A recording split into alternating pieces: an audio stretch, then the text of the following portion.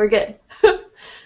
Hi, friends. Welcome to Lashes to Luxury's first podcast ever. We have Gregory Byerline. He is a coffee lover, a dad of 3, and, of course, a photographer. A dear friend of mine for quite some time now. And, and a wealth of knowledge and valuable information. So, Gregory, tell me things about your career. So how long have you been a photographer, and what's your mojo looking like? Come this June will be my 10th year as a photographer, 9 as a full-time pro.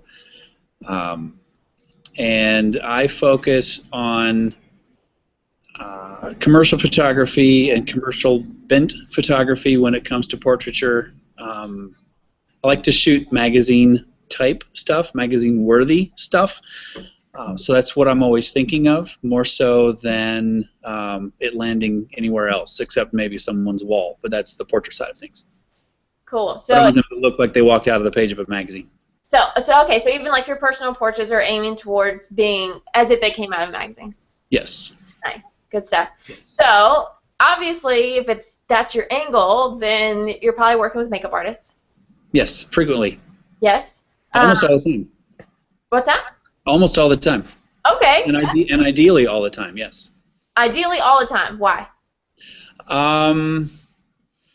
Many reasons. Let me start with some practical ones. A makeup artist will greatly reduce a photographer's post-production and retouching time. But that's not the most important reason. It's largely experiential. I want the client, or whether it's a model for a commercial campaign or a everyday girl non-model for a portrait setting, to just have some sort of special treatment, some pampering of sorts. And that applies to models too, because they're human beings too. I mean, even though they do this for a living, they're still human beings. You have to be respectful to them as well. You can't just treat them like a piece of meat because they're a model. Right. They're still someone's daughter and sister and maybe aunt or even mom, for that matter. So that's why. It's just an experiential thing. And if we're doing something like super creative, then the face is just simply a blank canvas for something really cool to happen. Right. It doesn't all have to be let's make nice rosy cheeks and little eyeliner. I mean, it can be let's put like yellow across here and some peacock stuff here. I mean, it's just canvas.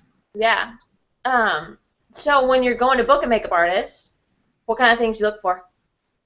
Well, the obvious answer there would be talent. Does he or she have the skill set, which is very important. And by and large, the answer to that is yes. So that's kind of the low-hanging fruit. That I can tell in like 6 photos whether the stylist kind of has their crap together or not. But beyond that, I'm like, okay, well, who is the stylist? What does he or she enjoy doing? What are his or her specialties? What's their personality like? Are they going to come in and be like total D-bags on set, or are they going to be awesome and fun to hang around? Yeah. Because obviously part of the experience in having the client feel that way is that you have somebody that's uplifting and exciting and fun and affirming and loving and just generally pleasant to be around. It all goes into the experience. Yeah, those are some long days that you got to be with somebody you don't like. So, so when you go to book the makeup artist, is it you making the call? Is it the client? Who's in charge of calling that person and getting them in there? Yes. Sometimes it's me. Sometimes it's the client. And a lot of times the client will ask me for recommendations for 3 or 4 people. And I've got a short list of people that are almost my go-to people. And then I don't want to say like a B list, but if they're booked, then I can kind of work my way down the list of people with whom I've worked, or if I've wanted to work. But 90% of the time, I'm making the call, and then the rest, the client handles it. But do a lot of my own stuff, so I Yeah. kind of make that call. All right. So then you call a makeup artist up that's on your A list, and that person's available. How does the budget work? Do you base the budget on the makeup artist's rates, or does the makeup artist have to accommodate the budget? Another yes. Another, it depends. I know that it's kind of like a nebulous question. When a client says, okay, here's what we're trying to do, then I can already be building my mental A list. Say there's 6 people on there, but I can narrow it down to 2 or 3 very quickly by a pre-production conversation with the client. And based on what they're wanting to achieve, then I'm going to know who's going to be able to do that style or fit the personality, or even if it's the personality of the creative director or art director that's on set. I can kind of mentally build a team that way, and then I can say, well, this person's going to be about this much, this person's going to be about this much, and if it's a little more, I can say, but I'm telling you, she's worth it. So I can actually impact the budget that the client approves large amount of the time, but sometimes they're like, you know what, we have X amount of dollars for this. Who do you got that can do that? Right, right. Then my strategy is, okay, well, who do I want to work with? Who's right for the project? I'll call them up. Hey, here's what I've got. Here's what we're doing. Here's what we have in the budget. Can you do that? Sure. Then I'll kind of give the refusal to the makeup artist instead of deciding for them. You know, what if for some unknown reason that is like a total dark week for that stylist? And they're like, man, if I could just get a $500 job, I'd be golden. Right. Well, what if I have a $500 job? Conversely, what if this stylist has been working for 7 days straight, you know, at $1,500 a day, and I waltz in with, hey, I got a $500 gig, and it's going to be 8 hours at my studio. Can you do this? They're like, you know what? I'm tired. Yeah. So it really depends. I never want to make the decision for the stylist. I kind of want to put it out there and see who can come play. Does having someone that also does hair factor into your decisions? It does if there's only one of those people. Mm-hmm. And if there's only one person to style up. If we're doing a multiple model thing or a multiple look in a short amount of time, a lot of times we need a makeup artist and a separate hair person, because this can be going on while this is going on. Yeah. You know, 4 sets of hands. Or I've seen 6 and 8 sets of hands on one headspace. Yeah. This is good. Can you imagine being that model and like everything is happening at I once? know, and they're like sitting there on their phone, just zoned out. Just another day at the office. Man, what a life. So do you have any like tips or advice for makeup artists when they're working on set? Like, what are some things that are helpful for them to know, or some things that really help you for them to know? On time is 10 minutes early. 5 minutes early is the buffer. If you're right on time, you're late. I tend to kind of operate under the I'm on time if I'm there 15 minutes early, because if we're shooting at my studio, I've got to park the car, unload the gear, unlock the door, turn the lights on, turn the disco ball on, get the music going, start the coffee, all that stuff. And I like to have an illuminated home when people come over. Mm. I want to have like somewhere warm and wow, this is occupied, instead of we're walking into the back end of a warehouse. Yeah. Wow, someone's been here, and I can usually do that in 15 minutes. So I try to get there definitely before the client, and then I personally like to have everyone there practically ready to go. You know, if the stylist is still like laying out brushes and stuff, I mean that's really not a big deal for me. I personally am real big on just punctuality. Especially in a town like Nashville, when traffic can be harrowing often. One just needs to add time. You know, if it's a 9 a.m. call time, it's really an 8:30, 8:45 in your mind, and you'll get there and be ready by 9. That's another practical, logistical sort of thing that I'm not sure really addressed what you were asking. So ask me again. No, you're totally there. Yeah, just like, I mean, what about like on set, like during the shoot? Is there anything that's helpful advice on, how to like set etiquette or anything? Um, Here's one that is tough for this day and age. Phones away. Because it's not so much, I mean, if we're taking a break, man, get your phone out, check your email, Instagram, something, whatever. I mean, that's all good.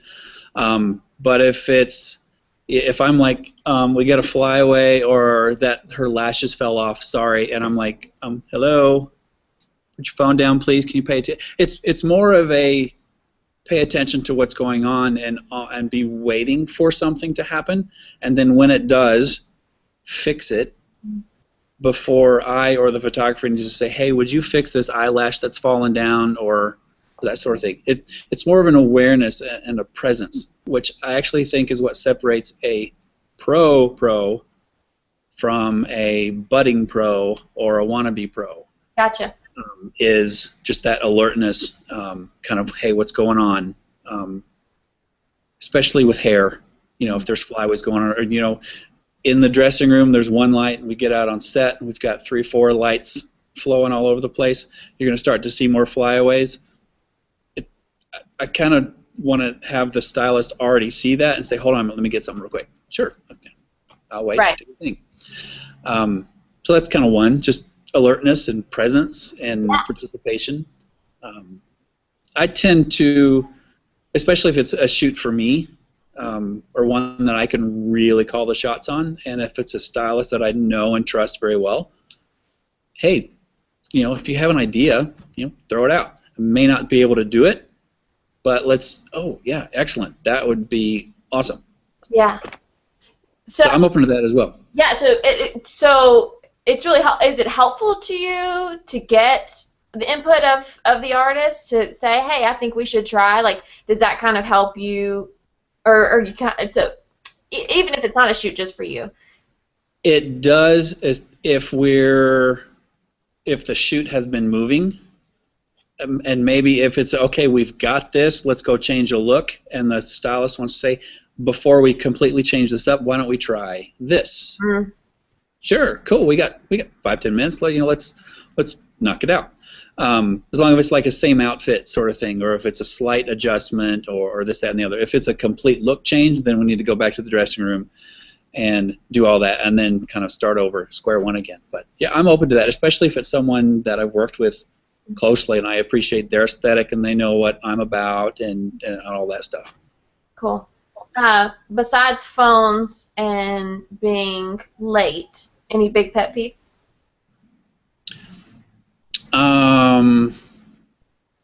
No, not really. I mean, those are kind of like the two big ones because they impact how the shoot starts, mm-hmm. and it falls under the you never get a chance to make a first impression. Right. And that initial hi, how are you doing, welcome to the studio, kind of sets the tone. And I always want it to be like a fun and pleasant and professional one. And I want the studio to be somewhere that people are like, oh my God, that was so fun, let's go do it again. Well, you do have a disco ball. Yes.